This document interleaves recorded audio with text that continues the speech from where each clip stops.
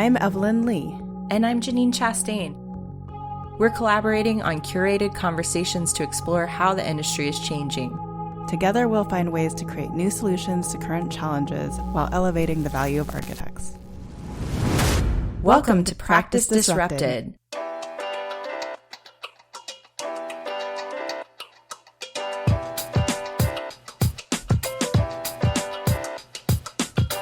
Hi, listeners. Hi, Janine. Hey, Evelyn. Hey, listeners. So this week on Practice Disrupted, we're exploring a little bit of architecture and with a climate action twist. And we're going to bring on Patrick, who is the co-founder of Cove Tool. Janine, do you want to go into a little bit about what Cove Tool is? Yes. So Cove Tool is an intuitive web app for Revit, ArchiCAD, Rhino, and SketchUp. It is a building design platform for intelligent performance that produces streamlined, automated analysis to help architects, engineers, and contractors achieve energy, COVID occupancy, daylight, glare, radiation, water, and embodied carbon targets while reducing construction costs. That's a lot. It is a lot. And also, one of the interesting things I read on their website is that they're saying that they can help teams reduce analysis time by 66% per project by using this automated performance modeling. So I wanted to ask you, Evelyn, why did you want to invite Patrick on? I wanted to invite Patrick on because both him and his co-founder, who actually happens to be his wife, have a background in architecture. They came out of an architecture practice, and they have gone on this very entrepreneurship journey to launch this new tool. So I think hopefully this episode has a little bit for the technology people out there that are thinking of developing their own tools, but hopefully this episode also speaks to all the young entrepreneurs out there who are interested in potentially launching something new on their own. Janine, why don't you go ahead and read Patrick's bio? Focusing on a crossover between architecture and technology, Patrick Chopson leads Cove Tool, a web-based design software for buildings using machine learning and automation to drive decision-making. He oversees product development and customer acquisitions as a co-founder. A graduate of Georgia Tech with his master's in high-performance buildings, he is a licensed architect with over 16 years of experience in architecture, research, and mechanical engineering firms. Prior to Cove Tool, he co-founded a successful building performance consulting firm called Pattern RD.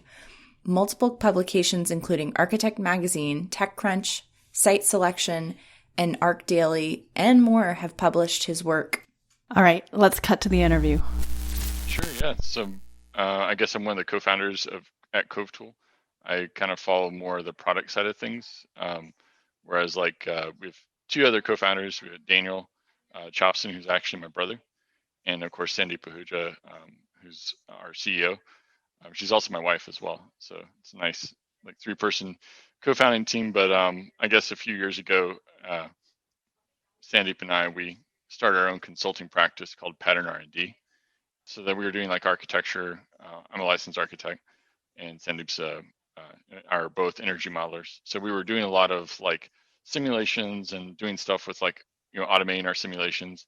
And then we realized that it would be a lot better if we could affect more buildings, if we could automate those things together and actually make a piece of software. So then we talked to Daniel, my brother. We got him to leave his high-paying job at this really cool software company that does financial software. And so he came over and helped us build a platform. And how long were you practicing in traditional practice before you made this jump? Oh, yeah. I guess my first architecture job as an intern was in 2004, and then went to school to become a mechanical engineer and also an architect at the same time. Ended up just finishing the architecture degree. And then I guess Sandeep and I, we met at Georgia Tech. I guess that would be 2013. And so after we graduated, we went and worked at Perkins and Will in their research lab. So they have this really cool research lab that's this guy named John Haymaker. He's a big proponent of practice-driven research, and we worked with him for a while. Oh yeah, I know John. Yeah. He's a really cool guy. Yeah, and we just decided we'd go and then we'd start our own thing for a consulting group, because in Georgia, where there wasn't really any other green building consulting company that did the kind of stuff that needed to be done. That's true. I was looking at that. You guys being based out of Atlanta, it's kind of a pretty special, unique place to be for what you're doing. Yeah, I mean, like there's not really a lot of folks that do that, and also Georgia's not historically been a conservative place, so I mean, we just went blue, so Mm-hmm. that. But people kind of valued cost over sustainability, you might say. So that's how we ended up starting getting into this whole idea of cost optimization, which was what kind of led into Cove Tool, which is it stands for cost versus energy. Mm. Oh, I actually didn't know that. And when we first started doing it, people couldn't remember the name of our company, so they would say like, "Tell me more about that Cove Tool," is what they would say, and then we were like, "Okay, well, I guess that's what we should call it." So. I didn't realize it was kind of a family endeavor. So Mhm. that's pretty interesting. So you guys obviously, I think the decision to even start your own company is like a really interesting one to make. Have you always identified as entrepreneurs? Like what, some people would see that, but they would hate to leave the safety of their job at a really big firm. Right. I guess what was the mindset when you're like, we're going to go out and do this? Well, it's like, there's no really actually secure jobs really anymore. Like even if you're at a big firm, they staff up, and then if they don't get the project, then they have to cut, 30 people Yeah. from the team. Well So, aware. so maybe it's better sometimes to kind of like chart your own course. But I think for Sandeep and I, we were like, I think, well, she was considering, going back to India, where she's from. And but then we were like, you know what, maybe we should give like, this like, start our own business a try before I do that and just see if we get anywhere, because we feel like we got these cool ideas. And so we were just driving, together, we were carpooling, trying to be green. And she's like, you know what, why don't we just start our own business? And we hadn't been dating that long when we had this idea, so that was kind of scary too. But but we just decided to go for it, and put our shingle out there, and using like LinkedIn and different things like that to kind of build up awareness of what we were doing, and then kind of doing a lot of networking is what kind of got it off the ground. And how many years have you guys been a company officially? Yeah, so Pattern we started in 2015, and then we did that for a couple of years, and then Cove Tool was started in 2017. I see. So yeah, That's so not necessarily an easy year to start even a consulting firm. So yeah, it took a lot of work, but Emory University was one of the universities that recognized that what we were doing was significant, and so they were among some of the clients. But also there was this interesting enough, there's this engineering firm in Atlanta called Newcomb and Boyd. We knew people over there, and they were the ones who originally kind of like, they were like, you know what, why don't we just bring you guys in as consultants on one of our competitions? So we know you guys are new, you don't really have a track record, but we want to show that we're innovative. And they were somewhat tangentially aware of what we had done in the research lab at Perkins and Will, and so they were like, well, why don't you guys come over here and do a competition with us? So that's how most people found out about Cove Tool, was through the competition for the Candida building over at Georgia Tech. Our team didn't win, but everybody found out about us and what we could do through that competition in the Atlanta area. So they really, we have to say a lot of kudos to them for helping us get our consulting practice launched. Yeah, that's awesome marketing. So you guys have been around 4 years, so that means you've kind of, and I don't know if it's the same in tech, but from my experience, like there's kind of a threshold of like being a new business and then coming into a bit of maturity. So it sounds like you guys are kind of past that initial phase and into like actually running your company and having a product that you're selling. Have you seen a lot of transition and growth, over that time with how you guys are doing things? Yeah, I think like initially, it was just the two of us. So we built the consulting practice with architecture concurrently because we needed revenue to keep us going, like when we didn't have consulting projects, because they take a long time to pay. So I did like 200 homes in about 2 years. oh wow. So we had like a team of like 4 junior architects, and we were running that. And so that was kind of the little wheel that kept the big wheel of consulting kind of going.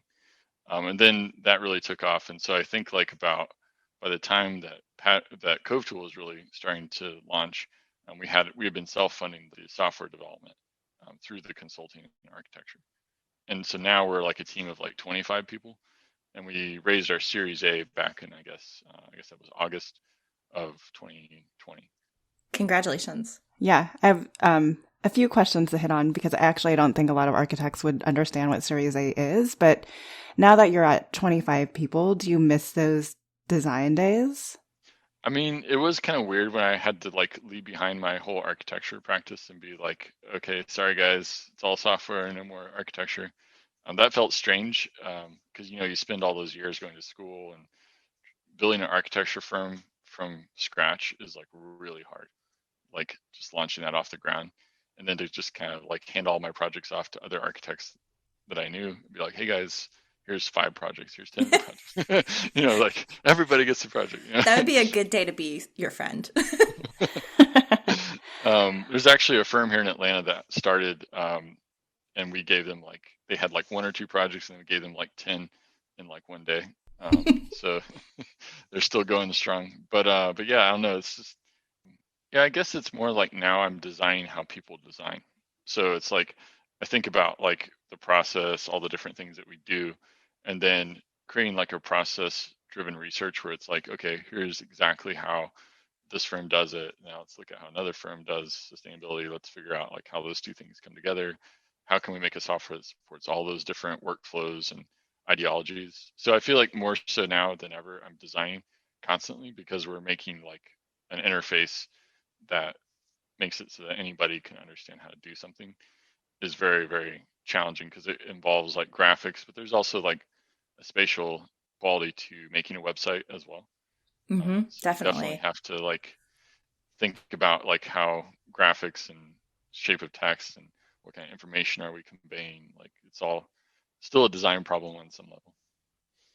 Right. And I think, well, I'm glad actually that you said that because I feel that so many people attribute architectural design specifically to the built environment. And there's so many more applications of the design process that we learned and how you're still designing for people, really. And I would say in so many more ways than before. Because you're not only designing for the users, but then, the end users of those users will feel the effects as well. What did you do to learn kind of the business skills that architecture and engineering school might not have given you? And can you tell our listeners a little bit about what Series A funding or raising actually means? And I know it probably, it probably wasn't, a short period in your life to get that Series A funding, but to whatever extent you can kind of recap, sure, even emotions felt during that time. Yeah. Yeah. So we raised at what they call a pre-seed round first. So that's like where you get like friends and family or like an angel investor, somebody who like believes in the idea, but it's highly unlikely that it will succeed. People who invest as angels investors typically are like yeah, maybe there's a 1 in 100 chance it'll turn into something. And then we kind of made it through and raised the seed round, which is like where you valuation kind of depends on your customer or the total addressable market, like how many people could use it. And at the point we raised the seed, it wasn't immediately clear if it would succeed, but a seed round is like the investors are looking to make something happen 1 out of 5 times, basically. And then the Series A is like a really big deal because it's like only 4% of tech companies ever reach a Series A. So it's like really hard to get to that point. So you have to be at least $1 million in ARR, annual recurring revenue, to be able to get to a Series A more than likely. Wow. And it's kind of special because you are in the AEC field, so you're competing probably against tech companies that are thinking about it from a completely different angle and industry point of view. So in that regard, you're kind of in a unique batch of companies in and of itself. I feel like we should pause and also talk about what Cove Tool does and the benefit that users can gain by using it. Sure. I mean, it's a web-based platform that allows you to run automated simulations for like daylight and energy and glare and cost optimization, and a bunch of other things. So water. So it allows you to kind of like do all your schematic level sustainability stuff that you might hire consultants to do. So primarily Cove Tool competes against people, maybe a consultant, or it's used by consultants, one of the two. And historically, I know, especially in the past decade, I know a lot of people who have specialized in sustainability for their careers in AEC, and they, have many friends that work on the building scientist side of things, and they're constantly trying to pull this data in. So I think the value that, if I understand correctly, is that this is automated and it brings all of those data points together in one kind of concise platform that you can use to really adjust the design parameters of your building. Right. So like typically most people that you're right, like only a specialist can do it. And so that's why we see very few projects are ever simulated, because if you kind of do the math and back your way out, it costs maybe 50K to do a really good consulting project. And so you kind of think about what projects out there have a fee to spend 50K on something, and you want that to probably be about like 1% of the fee or 2% maybe maximum. So that means that there's a very select number of projects. And if you're a firm and you're doing like one person can do like maximum 25 projects a year. So a human consultant is usually like 80K to 100K. And so if you kind of like split that up between those projects, you kind of get an idea of how expensive it is to do. So most people just don't do simulations because it's too expensive or it takes too much time. Yeah, I mean, the other interesting there is you guys have figured out a way to increase your value, right? And get paid for not having to do the consulting gig. Because if you look at architecture, like traditional architectural services, we can only be paid by the amount of time that we can commit to any one project. So you're always going without, the only option there is to raise your fees, right? To make more in the end, because it's time for money. So, I think it's super smart that you guys have found a way to kind of leverage that in a way that's scalable, and it actually allows you to have more of that. Well, I realize you guys are still growing, but the hope is financial freedom, making money while you sleep. And I realize I might be doing a stretch here, but and I don't want to put words in your mouth as an entrepreneur either, but I think it's important to note that you really found a way to leverage your time and ultimately help more people do what you were doing before. Right. I mean, ultimately, my goal is to bend the curve on climate change. Buildings are 40% of carbon emissions. So the only way to do that is if every single project was energy modeled. And Sandeep and I and Daniel, we just looked at it and we were like, there's no way that with consultants we'll ever be able to do that within, we got to do that now rather than 50 years in the future. So, so the only way to do it would be if everyone could do it. So that was kind of like the starting thesis, and that's what kind of drives us forward each day. I'm not so much concerned about making money necessarily as much as having like a future for the planet. Yeah, scaling the impact. Scalability. Yeah. Yes. Sorry, I didn't mean to put words in your mouth. No, but I'm just saying that's kind of like what's driving us more so than anything. And so like we've taken pay cuts when we first started just to make sure that the business survived. And of course now it's thriving. But like at one point, you really had to make sure that, the dream lives. Yes. And also, I mean, I think that the demand is growing. I mean, adoption of using this in design projects is rapidly increasing. There's always been a existing number of practitioners who really advocate for this. But what I'm seeing is sustainability metrics are pretty hard to analyze. And so being able to make this more accessible for more designers allows more people to be integrating this into their buildings and hopefully adopt it quicker and across, the United States faster. And I know it's also showing up in design awards as a metric, in order to even qualify. I think AIA awards are starting to put it as a requirement that you are thinking about these kind of metrics. So you no longer have to be, I guess, a specialist to have a entry point into these kind of data analytic conversations. Oh yeah, and I think more so like from our standpoint, we know that like the super sustainable firms are going to do it, but like if you kind of think about the problem, like okay, how do I get like somebody who's afraid of doing this? That's the kind of person that we really target in like the marketing or how the interface works to make sure that it feels accessible. And one of the most important things is obviously like if people can get help immediately. Mm-hmm. So like just in our tool, people can chat with different experts on our team in real time. And so that also kind of helps people overcome that fear on their first project. And if you teach someone to fish for themselves, they kind of tend to fish for themselves instead of having to always have to rely on other people. Exactly. Yeah, so I wanted to circle back to part of another question. I tend to ask multi-part questions, so sorry about that. But this whole idea of like now you're about hiring a team. What does it take? Like, how do you know if you're hiring the right people? You're not in the architecture space, right? Now you're hiring people that you probably never knew you would be working closely with on your company. Like, did you seek out mentors as you moved through this? How was that process for you? Yeah, I think, the most important thing when you evaluate someone is one, you can kind of like see other successful people like on LinkedIn and what their qualifications are. So that's kind of like a thing. You can also talk to other entrepreneurs or your investors. We have really good investors that have good advice sometimes. Um, Occasionally we disregard that advice, but I think the most important quality is like, do they believe in something? Is also like really important for us. Like, do you believe in doing the right thing? Do you believe in caring about other people? And if those two things are true, and they seem like, you kind of want to hire people that are nice, so that they work well together, because the business is run by people, not by skill sets.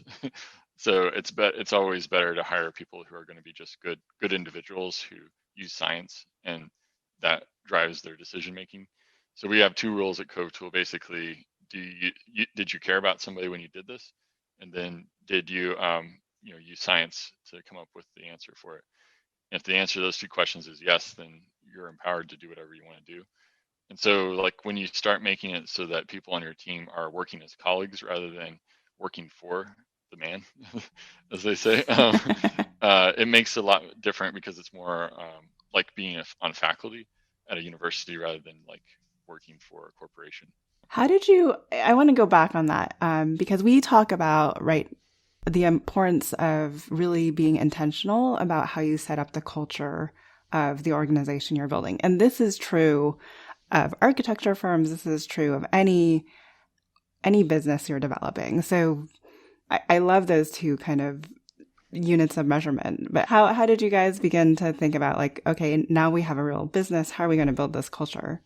Yeah, I think it starts with the co-founder. So everyone has to, if you're a co-founder, you tend to hire people that are of similar disposition to you. So like if Yep. you're like a really not nice person and you're unscrupulous, you hire people who are also unscrupulous and not nice. Or if you care about the environment and then you're in an interview and you say, so what drives you, as a question, someone says like, well, I just want money. And you're like, well, maybe this isn't like really the right place for you. You know, go somewhere where they drill oil wells or something like that, but like if you really want to like believe in something or have a vision, I think just having some kind of metric. So like if you want to build a culture, you also need to like have a way of rating your candidates on a scale 1 to 10 with like 5 or 6 different things that you really care about, so that you don't get carried away in the moment. Like also helps with increasing diversity in your company. If you, one, go out and recruit people from places that maybe other people aren't looking for. So for example, at Cove Tool, what we really look for a lot of times is the ability to go out, like if we go and recruit more women or more minorities, those people are being passed over by someone else who's not being as conscientious about what they're looking for, even though they're more qualified sometimes. Right. Yeah. And I think what I'm hearing is just understanding your values really clearly, and putting that at the center of perhaps the decision-making process, and that becomes your compass, which is really, I think, an important lesson that a lot of entrepreneurs have to learn along the way. Yeah. Like over half of our software team is women. Oh, wow. And 51% of our company is women employees. And then we also try to keep, but that requires a lot of recruiting. So you really have to like actually change how your job postings are written. Because if you write like, we're like a bunch of bros and we like code and do all the stuff, and then of course you're only going to get a bunch of bros who respond to bro things, and then you'll have a bro culture, which is not what you want. Um, but if you want like a culture that everybody cares about each other and people are like understanding of like, hey, I have a kid and they're being crazy this morning. So it's like, well, why don't you just call your Australian contacts this evening or something? Like being flexible is also like a super important part of making sure that like you're inclusive to all different kinds of people. Yeah, that's a really good point. Thank you for sharing that.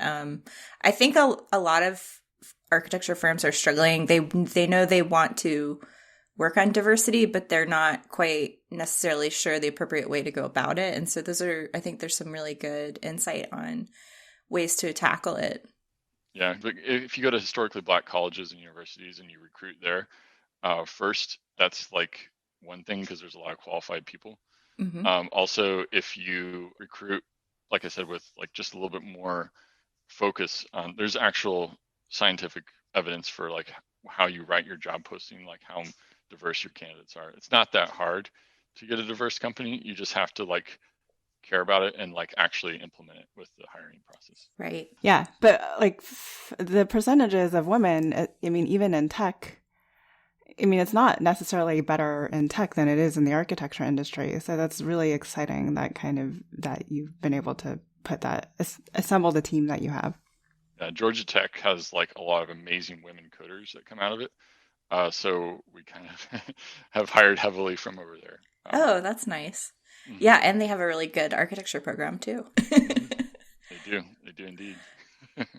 How did your business switch at all, even on the technology side, being during the pandemic? And what does return to work look like for you guys? Oh man. Yeah, so actually sales really picked up once the pandemic started because people had to switch to more digital tools and processes. So it's accelerated technology and architecture by about 10 years into the future. Like before I had to travel to each city and do 5 to 6 presentations a day. And then with the pandemic, everything's on Zoom, makes it a lot easier to talk to folks. And now we're probably after post-pandemic, maybe we'll go back to like 2 days in the office, 3 days in the office. I don't know. We'll see. But for now, we find that we just need like a once a month meeting where people see each other in 3D to kind of like still maintain their sanity. But other than that, we're trying to be safe. I mean, we're in Georgia. It's not terribly good numbers down here right now. Yeah.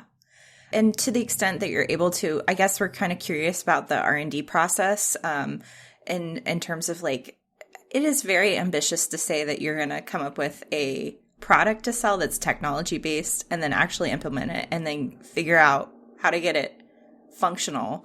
How do you... And then funded. And funded. I mean, that is like a huge ambitious goal. What can you tell us about the R&D process that, you're willing to share?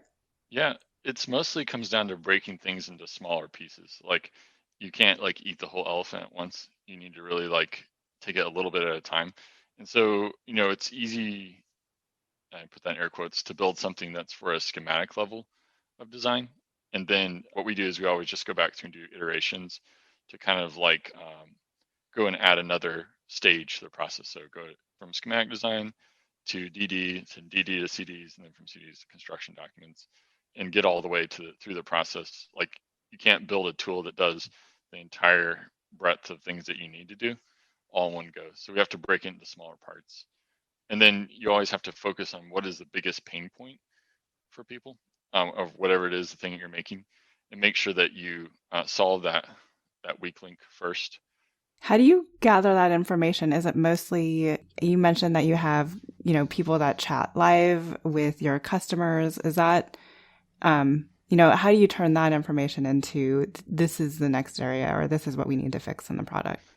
For that, just talking to your customer first, like the people who you're working with.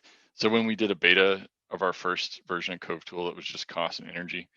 Just sitting down with people and saying like, hey, here's the thing we made. What do you think? And then they're saying like, well, I don't like this. Oh, I don't like that. And it's like, well, why don't you like that? And it's like, well, for this reason. And you're like, well, I think we could get around it if we did this other thing. You can kind of like negotiate with people who are using it and try to understand like, does this work for Cooper Carry out of Atlanta, which is a firm that uses Cove Tool. So we sat down with them. They're like, well, the Cooper Carry way is we do it like with these different things in this order. And then we go to the next firm. Maybe we're talking to Smithgill, And they're like, actually, we do this other thing, and we don't do that thing. And so then you're like, I guess I need to add a feature that incorporates that. And so you kind of like, as you talk to more and more different firms, you start to create like a baseline for like what is the typical thing people are doing and how do we solve that. And if there is some person with some strange thing that they're doing, then you say like, well, just use Grasshopper. We might not be the tool for you. Yeah, exactly. Because you want to design stuff for the maximum number of people, not for like a super niche group of people who are like, because then that's usually the folly of most architectural software. They build it for a really tiny TAM, total addressable market, and then they don't get funding and no one uses it. So I love these acronyms that you're throwing in that most people in architecture firms probably would not know. But thank you for defining all of them. So I had a question from a friend who's a building scientist, and she wanted to know, do you have any ideas about how your platform might integrate designing for resilience or projecting performance with future clients? And she gave the example of really hot days, which I know you're probably experiencing in Georgia at some point. yeah, so there's actually like a whole database for the whole world that has predictions for what your high wind events or how much damage you're going to get in the future from climate change and things like that. So you can't integrate that into the map. So we have like a 3D map of where your building is and everything, all the context. But there's also like you can do future weather predictions. Like if you can kind of like find an equivalent weather for your location. So for example, by 2050, Atlanta will have the same climate as Mobile, Alabama. There's actually a database of what the translations are from one place that's to another. crazy. So that's something we're working on as right now. Interesting. That's really great. I did, when I worked in San Francisco, I did sea level rise analysis for the Bay Area, and it was really shocking because one of the projects was like right there at the edge on Embarcadero. Oh yeah. And the anticipated sea level rise for a 50-year period and a 100-year period was just so much higher than what I think I could have imagined until I did the analysis and the numbers. So I think, the changes that we're anticipating are quite shocking once you really get into the data. Yeah, when you see those numbers in meters, it's easy to forget that that's 3 feet per meter. So so if it's a 2-meter sea level rise, it's like 6 feet. That's like, there's like one part of like Miami is already experiencing like recurring flooding from sea level rise. So it's already here. Yeah, it's already here. I know I keep taking us back to climate change, Evelyn, but feel free to bring us back to entrepreneurship. No, that's fine. I think it's all kind of intertwined, especially given why you guys are in it for scalability and to make the planet greener. What firms are you guys targeting in terms of, is this for like, can the solo entrepreneur do this? Mm-hmm. Yeah, there's definitely like we have one package that's like for really, really small firms. And they also have like their own like collective training regime. So like sometimes we'll do like an AIA event where we'll get like for AI 2030 reporting. A lot of times small firms think that they can't do it, or like a single practitioner doesn't think they can do it. But if they all get trained together and then get some free access as part of the, because we work with the AIA sometimes to kind of like do those training sessions, they'll give us a discount on paying them for the training session. Then the architects are getting there, they get it for free for a few weeks. And then that way they can log their stuff at least while they're kind of gaining their training. So that's definitely important because that's how automation really helps though overcome that. Is if I'm a sole practitioner, if I just like know where my project is, what type of project is, and then what the 3D model is, you can get all the data spit back to you. Did you guys look at the Code Top 10 metrics that they've been pushing out? Has that been something that's been helpful in terms of developing your platform? Yeah, so I guess when that first came out, I guess it was like 2018 maybe. We were watching that closely and we saw what those metrics were, and then we immediately incorporated that into the platform. So we put all the code, we went through the code top 10 spreadsheet and just tried to pull out everything that we could easily simulate and do like the water calcs or the walk scores, transfer bike score, things like that. So all the things that are in that top 10 spreadsheet, we've been actively integrating with Cove Tool. Oh, that's great. We always try to support anything AI. Great. Yeah. What from architecture did you take forward into what you're doing? Obviously, there's the building science part, but like in terms of running your business. I guess like from going all the way back to architecture school, I was always interested in like the intersection of technology and architecture and how those two things interact. And so I did like a Mars colony for my thesis, for my Oh, cool. 5-year undergrad. And so one of the things I took away from that was the fact that this thing called the pattern language, which is like from Christopher Yep. Alexander, it's this idea that you can break down design to like components and then use those components to create rules that kind of guide the way you design. So kind of like that together, once I started actually practicing as an architect, I use those principles to do like either modern houses or historic preservation. That's kind of, we did either one. Mm-hmm. But one of the things that I think is really interesting about the pattern language is that it's the basis for all modern coding methods, is the actual Christopher Alexander. He wrote that book and a bunch of computer science guys read that and were like, huh, so we don't have to write all of our code in one go. We can actually make it into little pieces and then put those together to make more things. And so that ended up becoming what today is called the agile method of software development, where you can make different components and put them together and do sprints and all this stuff. But all that kind of goes back ideologically to an architect. Oh, it does. Interesting. Yeah, I've heard actually, Evelyn, if you want to dig into this here, I know she's been talking a lot about agile and we use the term sprint also in some of our work. From a technology standpoint, can you guys give us an example of what that is like? And it's interesting to hear you say that you think it does relate to architecture. 100%. Like, because I think like maybe when Christopher Alexander put his ideas together, computers were kind of like not really a thing. And so people didn't see how it could be applicable, that you could have rules that could help you with design. That was pretty much an anathema to anybody in the postmodernist age. I think though, as computing got more advanced, people were looking at his book, and which is like maybe the first hyperlinked book, you could say. And then they started thinking about how those code blocks work. But I guess purely from like how we're thinking about software, like we have a 1-week sprint process, and so we pull things into that sprint. So basically, that's like all the team, they get a list of tasks that are organized by priority, and then we also have like stories, which is like things that go from more than 1 week. And so then certain people are dedicated to certain stories. There's always somebody fixing bugs, but then you're able to kind of like evaluate a thing, you bring it in, they code up, I give them an interface or somebody from my team, and then they kind of marry those two things together. We do all the back and forth for the science, and then we have like a beta version internally, and that gets tested on what they call a staging server, where you're like testing things before the world sees it, and then once it's all tested, then you send it to production.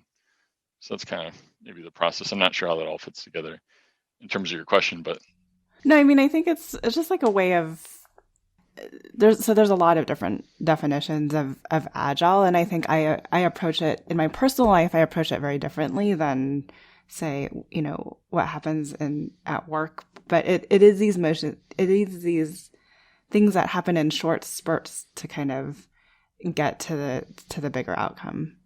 So You guys are thinking about that probably in terms of like design crits and pinups. Yeah. So like even before we get to a full feature, we have everybody mock up and then like walk through like how it's supposed to work. And so even from the research side, which we have architects and engineers working in our research lab, we're always thinking about the research process the same way the software team is thinking about the coding process. So we also do sprints and research, and then each person is kind of assigned certain like things that they have to be champions for to get all the way to implementation. So I don't have to do everything. Yeah, no, and that's really important because I think we've all experienced working in an office where there are bottlenecks, and that becomes problematic in the grand scheme of things. Yeah, and I think it becomes even more important and Patrick, you can correct me, as a lot of software companies have moved towards software as a service, right? Because that means that you're shipping product on a more regular basis, with any time you essentially get an update is what what it means to ship products. Yeah. So in that respect, like the ability to do these agile sprints becomes that much more important to kind of keep up with customer need and demand and make those changes that you said that you need to the tool based on what, all the interviews that you've been doing. Right. Because we usually deploy 2 to 3 times a week to production. Um, so, like if someone's like, hey, this thing's not working, or my, I had this problem, or it's like, oh, this energy code needs to be switched from, 2013 to 2016 or something. We can actually like do that almost immediately. So people feel like when they're using the software that like if they have a complaint or a need or something that it kind of like gets resolved quickly means that people feel like they're a part of the process of creating Cove Tool as well. So if you're like using the software and you're chatting with us, like that's going directly into the current sprint planning for the next 2 weeks. So you have start to get really strong product market fit really quick because everyone's involved in shaping that. Do you have a vision for where you guys want to be in the next 5 years? I mean, obviously, it's clear based on your values, you want to help people adopt it to save the environment. But beyond that, or maybe in parallel to it, what is the grand vision for the company? Yeah, I mean, like I think ultimately every entrepreneur you need to shoot for being an IPO company. So currently we're on track for that. I hope it looks pretty good so far, and with no signs of slowing down, that's for sure. But I think the long-term vision involves, just solving all the different connections of data translation problems that cause people not to do the right sustainable thing. So, for example, like maybe if I'm a mechanical engineer and I have to remodel my project to be able to calculate how much insulation I need on my ductwork. And because it's too hard, then I don't do that. That would be an Right. example of a design problem that we should solve as part of our platform and connect that weak link in the process and then move on to doing something else later. So just kind of keep connecting the part that's causing the most heartache and also connect professions that have the most translation problems. So it's Wow. like, for example, we're working with manufacturers to integrate their sales cycle into Cove Tool so they can get information from their customers, put their products on that person's project, quote them a price that's actually realistic in like Wow. less than a day, which is typically it's if you want to switch to wood construction, for instance, and you want to do wood panels and everything, the time it takes for someone to do a wood panel quote is perhaps too long. So Hmm. then you end up just going with steel instead. So huge embodied carbon problem can't be Wow. solved because there's just not enough time with the current like 1 to 2 week period it takes to estimate a different structural system. That's really great to hear. I love that because you really are tackling, more systematic problems within the industry. Yeah, Buckminster Fuller is kind of like I look up to him, but he always like looked at the world in a way that he views the whole world as a design problem, where there's no boundaries between what the architect is doing and what the guy on Wall Street's doing, or what the guy in construction is doing. What he kind of like took more systematic views of the problems of the time. So I think Hmm. that's like if everybody started doing that, we'd be able to like see more connections and not just be so narrowly focused on our one profession. Hmm. I think there's a lot of interested architects out there who have ideas but are afraid of taking the next steps. So, what words of advice or encouragement do you have for them? Yeah, I guess what I would say is like you miss 100% of the shots that you never take. So like I think you just need to try and make it happen. Ultimately, because you don't. I think a lot of people are holding on to, oh, I have this job, but your employer could fire you at like any time because some condition could happen. So it's like you only live one time, and you might as well like have fun doing the things that you do. And the worst case scenario is that you go out and become an entrepreneur, and then like it takes you one extra year to get your seat near the window if you have to come back to the firm. Like there's kind of like some risk involved, obviously, in starting something, but like involves mostly just being able to use math to figure out like, does this make sense? Like go back to your fundamentals. Like if someone did this thing and I charged them this X amount for it, would I be able to support this business? There's a lot of really good business books out there for like startups that kind of like help you go through that math. It's also never a bad idea to join like an accelerator. If you do have an idea and you're like severely short on like resources from a business and marketing and learning how Google AdWords work and all that. So I would say like probably joining an accelerator is a good idea. But a lot of times like certain accelerators will bill themselves as like, it's like, oh, if you come here, we'll make you 100% successful. And they kind of make it seem magical, but it's not magical. It's just like, do the unit economics work of the thing that you're making? And are you persuasive enough to get in front of enough people? There's like, you may need to like pitch this thing to like 100 people. Like if you pitch it to someone the first time you show it off, someone's like, oh, that's dumb. You can't just like fold and say, well, I guess I'll go back to the Revit drafting table. Yeah. You kind of have to like persevere, and especially like if you're not like a white guy, like you're definitely going to have to persevere more. That's just part of it. Like, unfortunately, it's true. So like, if you get like 50 no's, know that there's one person out there who's going to see what you see. But also, you just kind of have to like keep pitching both the idea to investors if you do invest, but if someone really doesn't, if no one believes in your idea and you've done the math and it looks like it works, then you can also bootstrap it.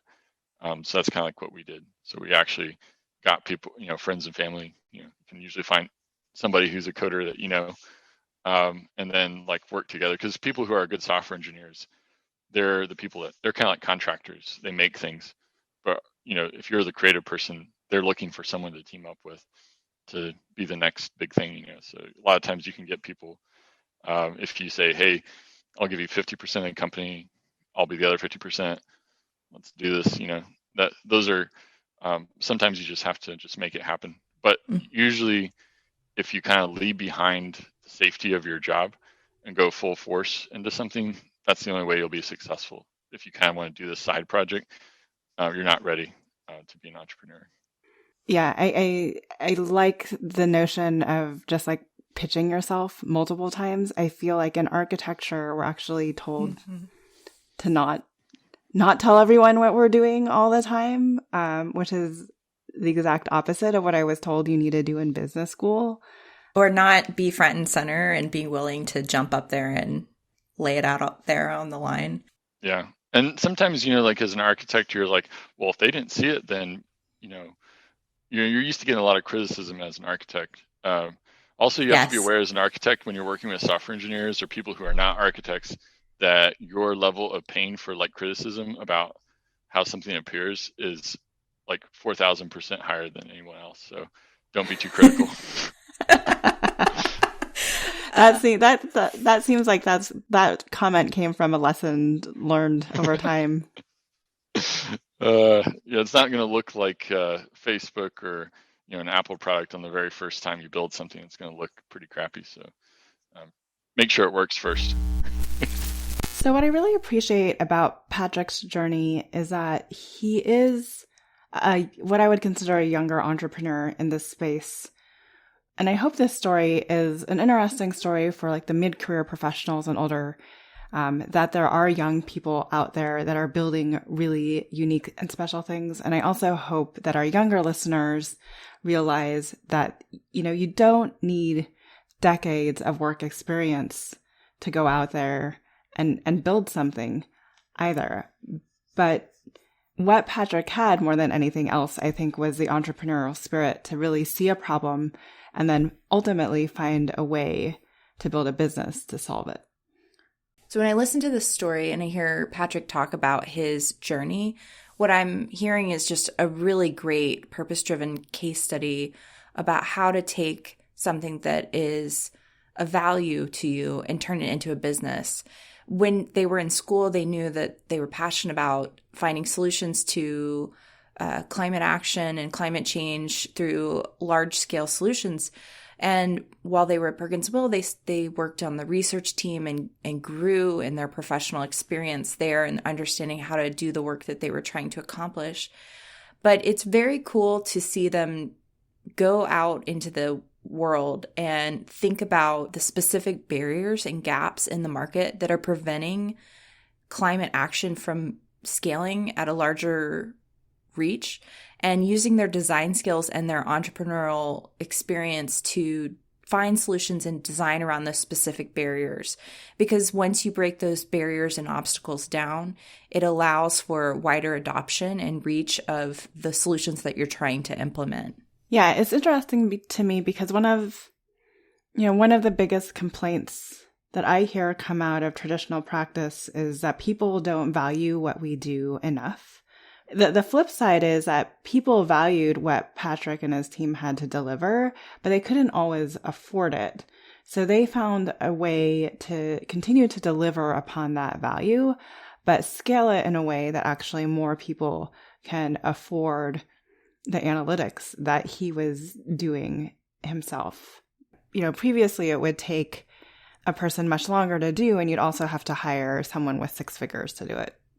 I think about the scalability of the education into the industry. I think when Lead became popular, that was something that a lot of firms were hiring around. And so there is a group of talented leaders in our field who have studied and understand high performance design, but that's not the skill set of every person practicing. And so what I see is a way that they're breaking down the barrier around education. And I think for people who don't understand how to do that research or do those, to find those metrics, this tool, I think using it is a way to learn it, like you said, and to bring it into smaller practices who would otherwise probably not have access or information around how to do that kind of work. Yeah, and it's interesting at kind of the top of the conclusion, you mentioned this being a purpose-driven practice. So for me, purpose-driven practice is one thing because the value of what they are delivering is very purpose-driven. In this case, enabling more architects to design sustainably. But purpose-driven, you'll find that those purpose-driven companies are really also very purpose-driven and socially aware when it comes to how they build out the culture, the vision, and mission internally as well. So he has placed an incredible amount of trust on his employees, and it's not a butts and seat type of thing. They asked them 2 questions, right? Which was really meaningful to me. In making that decision to do what you do, did you care about someone when you did this? And did you use science to find the answer? And I think that just opens up a lot of doors for anyone at his organization to contribute to the product and to the company. But it also gives them the ability to say, okay, it's okay to fail, which I think is also equally important. And I think you mentioned this too, but they were really specific about hiring and specifically around diversity, which I know we've talked a lot about offline and on the show. This is a challenge that a lot of firms are facing. They know they want to find a solution to the diversity challenge. And I think this is another example of how you can start to bridge those conversations in your firm and be very proactive about pursuing it. Yeah. And he just touched on the process, right? Like you have to go to where the talent is in places that you might not have gone to. So the historically Black university and colleges. But also you have to really analyze how you're even writing job descriptions to make sure that they're very inclusive or not off-putting to the type of people that you would want to attract as well. So for me, making that intentional decision to bring in more diversity to the company means that you really have to look at all of your people processes and analyze like where are we creating unknown road bumps that might be hindering people from joining the firm or from staying at the firm. So to just bring this full circle and come back to where we were hoping to go with this episode, I think this is a case study about aligning your values and your work and your company so that they're all moving forward together and using your business to create an impact. We're going to include the links in the show notes so that you can go learn more about what they're doing. So thank you for listening, and tune in next week. Thanks for joining us on Practice Disrupted, a podcast by Practice of Architecture. Visit us at practiceofarchitecture.com to find out more about future episodes and the changing nature of practice. We have several ways you can get involved with our growing community. Find us on social media at Practice of Arc. You can also become a member of the POA Lab or join us on Patreon. And if you want to take your career or practice to the next level, Janine and I also consult, provide workshops, and speak regularly on this research, and we would love an opportunity to collaborate with you. This show is part of Gable Media. You can learn more about other podcasts and video channels in our community by visiting gablmedia.com. We are also looking for sponsors who want to partner with us in 2021 and beyond. If that's you, please contact me directly at evelyn@practiceofarchitecture.com. If you like the research we're doing here, please help us out by leaving a rating or review on Apple. We appreciate you subscribing on your favorite podcast app. Don't forget to share with your friends, and feel free to let us know what other topics or speakers you're interested in hearing from. Thanks for listening, and see you next week.